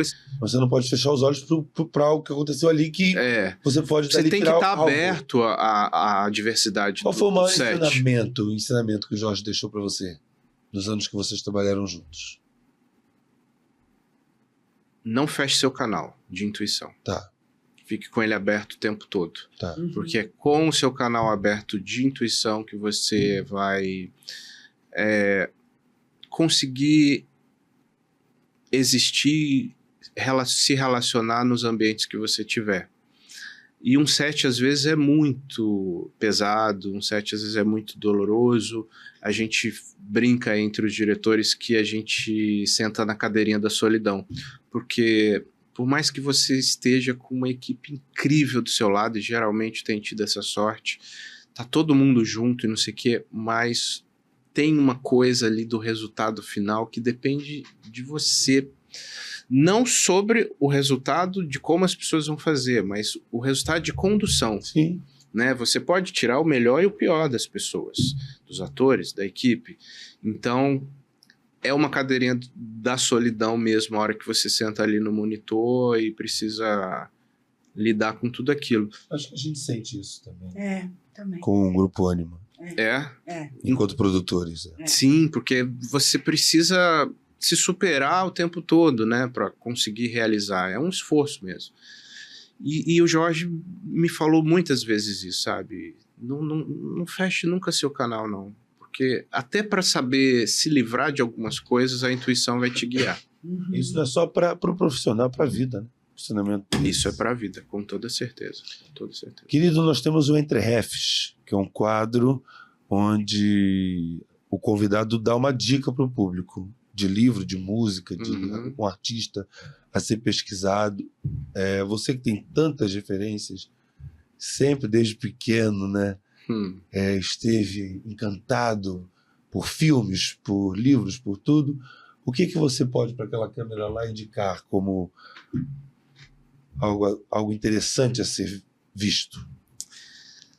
Então, Lucas e Rainha, eu acho assim, quando a gente fala de referências, a gente trabalha diariamente na pesquisa de referências para a gente poder realizar nosso trabalho, né?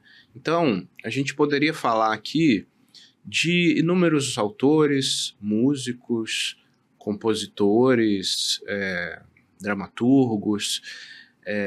As referências, elas estão muito conosco e elas fazem parte dos momentos da nossa vida, né? Tem momentos que você bebe mais da fonte de um Foucault, enfim, independente do que seja, você vai muito do seu momento, dos caminhos que seus trabalhos pedem naquele momento, você busca às vezes referências que você não iria buscar se aquele trabalho não te exigisse isso. Mas cada vez mais, uma coisa que tem muito me tocado, assim, nos meus quase agora 42 anos,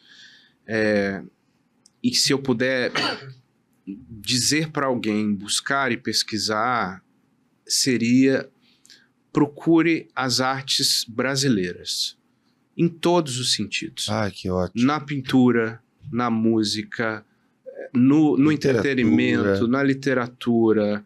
Porque cada vez mais, quanto mais a gente conhece o de fora, a gente descobre que tem tudo aqui dentro. Tem tudo aqui dentro. Então, assim, em termos de referência, gente, assistam os filmes nacionais. Escutem as músicas brasileiras. As séries brasileiras. Eu vi uma frase outro dia muito interessante, li em algum lugar, falando assim: nossa, qualquer série que surge aqui no Brasil, todo mundo já vai assistir buscando defeito. Qualquer porcaria da Netflix gringa, você vai lá e maratona.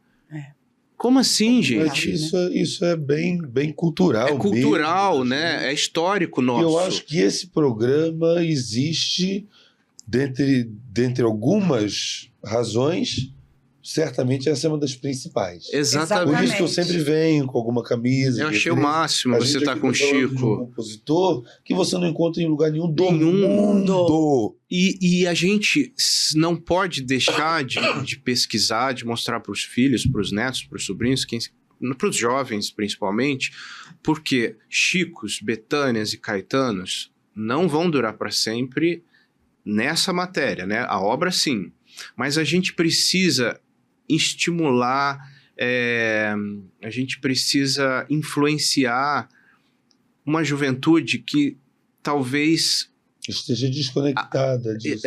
Desconectada, e que talvez nessa juventude tenham novos Caetanos, novas Betânias, que às vezes nem eles sabem que são. Mas se nós não colocarmos essa sementinha, se nós não despertarmos, se nós não motivarmos, se nós não seduzirmos eles para conhecer o que é nosso, nunca eles vão saber, porque é cultural buscar o de fora, né? Principalmente nos jovens. A gente hoje tem... Você vai num restaurante, tem os adolescentes lá consumindo TikTok, não sei o quê. Vamos falar para eles consumirem e assistirem esse tipo de trabalho, sabe? Canais no Instagram, canais no YouTube, como esse programa aqui do Lucas e da Rainha, como tantos outros que tem feitos por nós, feitos por brasileiros. O algoritmo de vocês. Isso, Lucas. Muito sabe? bem. Não tenho interesse, não tenho interesse, não tenho interesse. Tenho interesse nisso, sabe? A gente tem... Ontem eu me emocionei muito vendo o show do Chico Buarque, que acaba de ser lançado no YouTube, o Que Tá um Samba. Ele e Mônica Salmazo. Cara, aquilo é de uma grandeza. Tá muito bonito o show. Essa música, você viu? Vi. Essa música, cara, que é isso? Por isso que eu vim com o Chico hoje, né? Um homem que consegue falar de um senhor com Alzheimer, que é na música O Velho Francisco, e de uma mulher solitária, e de uma criança, duas crianças brincando, com a mesma habilidade, ou de um cara que vem de mate na praia, que não é a realidade do Chico. Sim, sim. O Chico, uma vez perguntaram, Chico, você é viado? Perguntaram para ele no Roda Viva. Ele falou, parece que eu estou me defendendo se eu disser que não. Então eu vou dizer o seguinte para você. O Chico a quem você faz essa pergunta é viado, é preto, é mulher, é bandido, é polícia, é rei, é rainha. Porque eu sou todos. Quando eu escrevo, quando eu componho, eu sou todos eles. Imagina se a gente só pudesse, enquanto arte, né, enquanto artistas, falar só de quem somos. Pelo amor de Deus, né? Que chatice. Então, assim, consumam o produto interno brasileiro, gente, em todos os sentidos. Seja ele qual for, a música do Norte, do Nordeste, do interior de São Paulo. O importante é a gente dar valor para nós. E isso acho que é a minha referência hoje. Minha vontade de aplaudir de pé essa sua referência, mas eu vou sair do microfone se eu fizer isso. Muito obrigada. Eu estou muito feliz, preenchida emocionalmente, de felicidade, de descobertas aqui que a gente teve no nosso papo, que a gente não saberia que ia ser tão feliz. Assim, a gente estava com muita coisa para perguntar. Vamos marcar uma outra? Vamos embora, sim, vai ser um prazer. Volto com muito obrigada, uma vibe boa. Eu tinha falado no início aqui da chegada dessa sintonia de vocês dois, gostosa, desse bate-bola, que deu esse match nesse encontro, que acho que foi um combinado de vocês, né? E sigam juntos. Foi um desejo nosso. Vida longa esse encontro. Muito obrigada. Desejo muito boa sorte, contem comigo. Obrigada. Vocês têm um amigo aqui que já quer muito bem para esse projeto. Muito obrigada. Vou estar na torcida. Você é uma alma iluminada. Eu não te conhecia, eu te conheci hoje. E desde que você chegou aqui, eu fiquei muito encantado com a tua presença. Eu que agradeço. Com a tua energia, com o modo bonito e generoso de você olhar para as pessoas, e, enfim, para o Brasil, para o seu trabalho, para o trabalho dos outros. Para o nosso, uma grata surpresa. Bom, o Emer falou que quer ler um texto meu para ver se ele dirige. Vamos tomar, né? Aí, gente, vocês vão assistir, hein, por favor. Vamos assistir. Obrigado. Já vou agora ficar sem dormir de novo para fazer algo que ele gosta.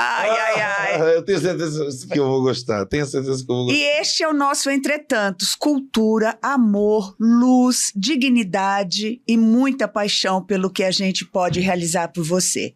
Muito obrigada. E a semana que vem nós vamos estar aqui novamente fazendo tudo para te agradar, para te satisfazer. Um beijo. Até quinta-feira que vem.